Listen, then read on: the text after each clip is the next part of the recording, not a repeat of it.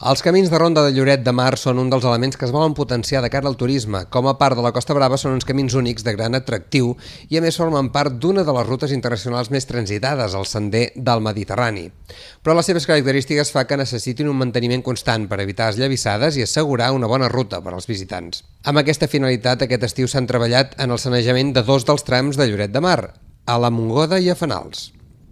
Bé, el que fem en definitiva és presentar uns treballs de millora, actualització i acondicionament dels camins de ronda que ja teníem oberts, el que per diferents circumstàncies al seu dia es va haver de tallar l'accés, fonamentalment per garantir la seguretat dels usuaris, perquè evidentment estem en un indret agrest, la pròpia Costa Brava defineix l'àmbit al que treballem i el que no podem permetre és que es comprometi la seguretat dels usuaris del camí per esllavissament de roques i de més. En el cas de la Montgoda s'havien després blocs de pedra que havien tallat el camí, en el darrer tram d'escales d'accés a la urbanització.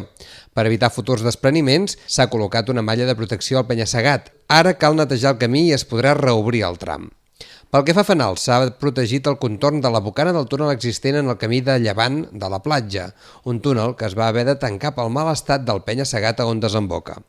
La despesa total d'aquestes obres és de més de 54.000 euros. Aquesta temporada, a més, també es realitzen altres actuacions, com és la substitució de la barana de l'escenari de la Roca d'en Maig i la del camí de ronda fins a la Dona Marinera, així com la barana del Mirador, on hi ha el monument, amb un cost aproximat de 28.000 euros.